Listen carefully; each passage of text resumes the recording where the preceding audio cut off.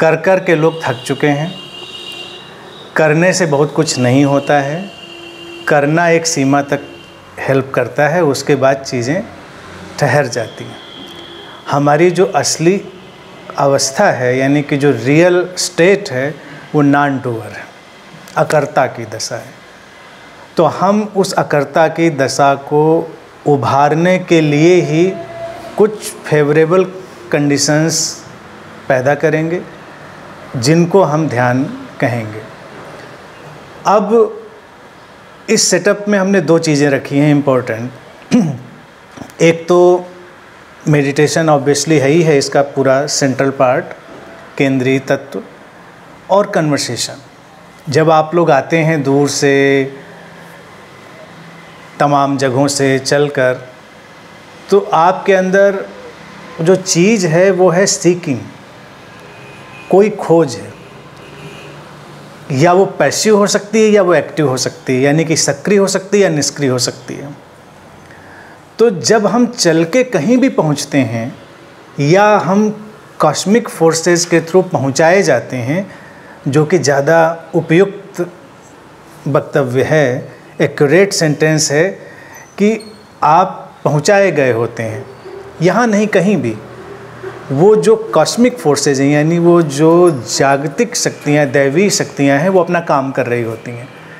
लेकिन उसके जो अंदर सबसे इम्पोर्टेंट चीज़ होती है वो है सीकिंग, यानी कोई खोज पैदा हुई है। जब खोज पैदा हुई है तो उसमें क्वेश्चनिंग है, कुछ प्रश्न हैं, कुछ बातें हैं। तो हम लोग बातें करेंगे पूरी आज़ादी से, बीच के जो भी गैप्स आएंगे स्पॉन्टेनियस, नेचुरल। सेशन का फॉर्मेट हम इतना सॉलिड नहीं रखते हैं कभी भी। कुछ सेशंस को छोड़ के जो स्पेसिफिक सेशंस रखते हैं, जैसे पास्ट लाइफ रिग्रेशन या और जो टेक्निकल सेशंस हैं, वो बिल्कुल सेट पैटर्न पे होते हैं। लेकिन ऐसे सेशंस जब भी हम लेते हैं तो इनका फॉर्मेट थोड़ा लूज रखते हैं। बहुत टाइट फॉर्मेट नहीं होता है कि हम ऐसा ही करेंगे, हम ऐसा नहीं करेंगे। यानी कि एक्टिविटीज़ जो हैं वो यहाँ के इंट्यूटिव फ्लो से गवर्न होंगी। जो कलेक्टिव एनर्जी इस ग्रुप की होगी और जो कॉस्मिक विल होगी उसके अकॉर्डिंग ही वो गवर्न होंगी।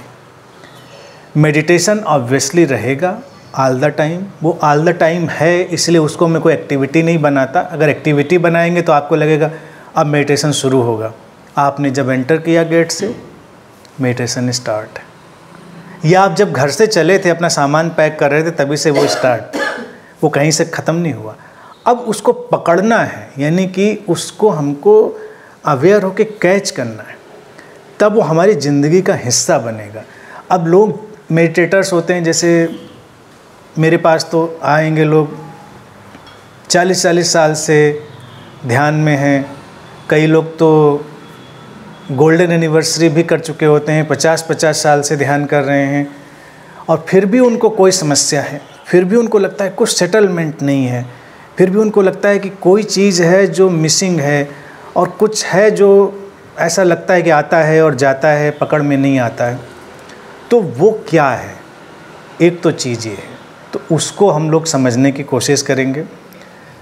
समझने की कोशिश एक होती है एग्जिस्टेंस की तरफ से, जब आप उसको एनर्जी और यहाँ की जो प्रेजेंस है उसके थ्रू अपने अंदर सीप इन होने देंगे, यानी अपने अंदर उसको उतरने देंगे। और एक होता है एक्टिव कन्वर्सेशन, जब आप पूछते हैं, डाउट करते हैं चीज़ों पर, अपने आप को एक्सप्लोर करते हैं, तो उससे कुछ और चीज़ें क्रिएट होती हैं। यानी कि इस समय की जो हमारी कंडीशन होती है, इस पर हमारा हमेशा ये कहना रहा है कि वो हमारी अब तक की जो इन्फॉर्मेटिव इनपुट, यानी कि जो अप टू डेट कंडीशनिंग हमारी है, उस पर बेस होती है हमारी ज़िंदगी की एक्टिविटी। अब कौन मेडिटेटर होगा इस लाइफ में, कौन नहीं होगा, ये एक तो एग्जिस्टेंशियल फ्लो तय करता है, उसकी कार्मिक जर्नी तय करती है, इस लाइफ में उसके जेनेटिक पैटर्न तय करते हैं, और उसकी जो अप टू डेट कंडीशनिंग है वो तय करती है किस एनवायरनमेंट में गया।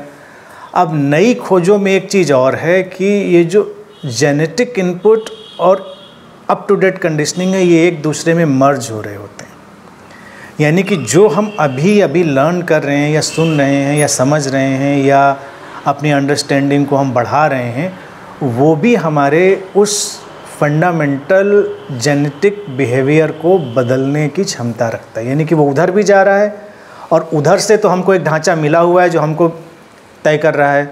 अब जैसे यहाँ पर रिस्पॉन्स करने की बात है, कौन कैसा रिस्पॉन्स करेगा, कोई बहुत ही सॉफ्टली करेगा, कोई थोड़ा तेज़ी से करेगा, कोई बहुत ही आहिस्ते से बात करने वाला होगा, कोई इम्पल्सिव ढंग से बात करने वाला होगा। तमाम तरह के सबके अपने अपने एटीट्यूड होंगे। वो उनकी जो जेनेटिक इनपुट है उससे तय हो चुका है। जेनेटिक इनपुट उनका तय हो चुका है उनके कार्मिक और उनके एग्जिस्टेंशियल इनपुट से। समझ रहे हैं? बात बड़ी सिंपल है। इसी बात को मैं हज़ार ढंग से समझाने की कोशिश करता हूँ। और फिर अब जब हम इस लाइफ में आते हैं तो हमारे चारों तरफ जो एक टोटलिटी का एटमॉस्फेयर है वो हमारे अंदर कंडीशनिंग डाल रहा होता है, एक अपना इनपुट डाल रहा होता है।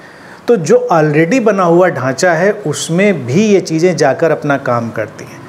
तो अभी तो जैसे कि आप इम्पल्सिव, मान लीजिए आपकी जो कोडिंग है वो इम्पल्सिव है, आप मुझको सुनते हैं, थोड़ी देर में हो सकता है कि वो चीज़ें आपकी सॉफ्ट हो जाए, या कई बार सॉफ्ट हैं और इम्पल्सिव हो जाए। मतलब आप तय नहीं कर सकते। एज्यूम हम यही करते हैं कि जो इनपुट का एटमॉस्फेयर यहाँ पर होगा बिहेवियर वैसा ही निकलेगा ज़्यादा।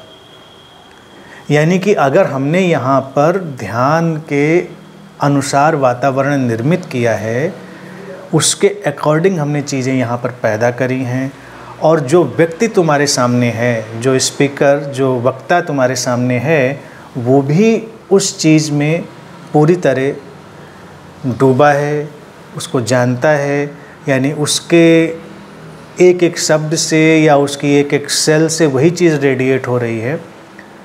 तो फिर ये तय हो गया कि मेडिटेशन, यानी कि जो हैपनिंग ऑफ मेडिटेशन है, उसकी पॉसिबिलिटी बहुत ज़्यादा है। लेकिन अगर जो वक्ता है वो केवल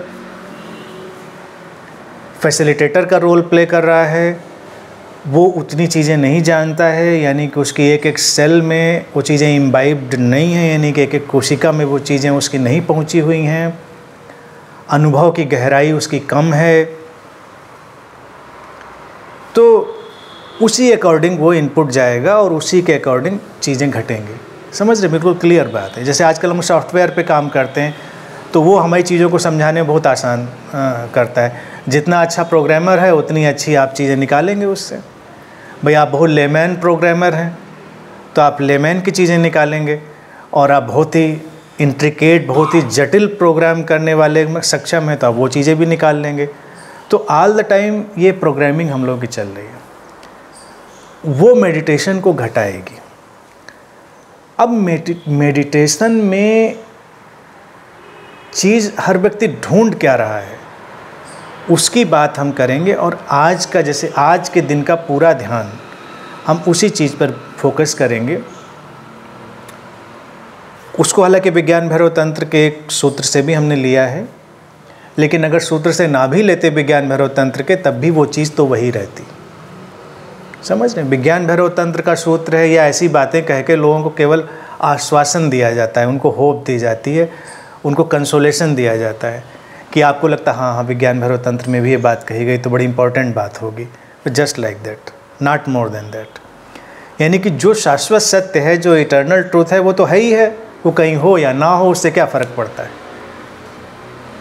कई बार लोग मुझसे कहते हैं, आप जैसे कोई बात कहते हैं, इसका क्या मतलब, इसकी प्रामाणिकता क्या है? मैं कहता हूँ इसका प्रामाणिकता बस मैं खुद हूँ या मेरा अपना अनुभव।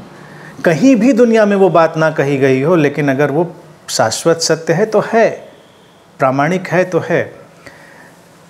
इन सब बातों को हम लोग एक्सप्लोर करते रहेंगे लंबे टाइम। अभी जो मैं समझा रहा हूँ, अब ध्यान को जो मॉडर्न एज में कंपेयर करते हैं, वो कहते हैं ध्यान और प्रेम एक ही बात है।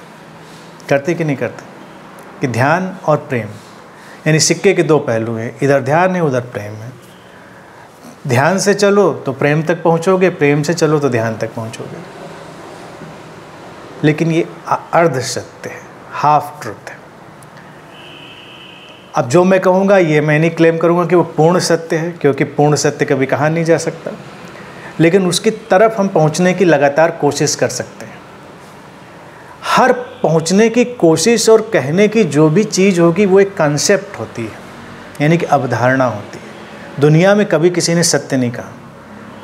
कोई भी लिटरेचर, कोई भी मास्टर, कोई भी आया हो, आगे भी आएगा, अभी भी, हम सब कॉन्सेप्ट कहते हैं। कॉन्सेप्ट का मतलब होता है कि आपको उधर ले जाने में ये चीज़ केवल कोऑपरेट करेगी।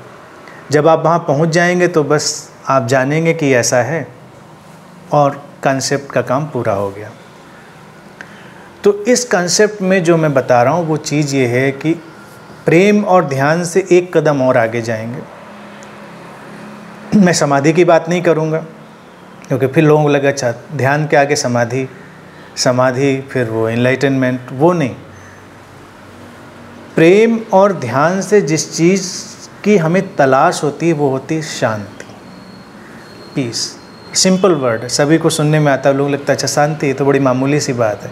नहीं, मामूली सी बात नहीं। लोग प्रेम में क्यों पढ़ना पसंद करते हैं, प्रेम को जानना क्यों पसंद करते हैं? क्योंकि वो हमारे सेंटर ऑफ पीस को एक्टिवेट करता है और थोड़ी हमको पीस की ग्लिम्पसेज आती हैं, शांति की झलकें आती हैं तो हमको अच्छा लगता है।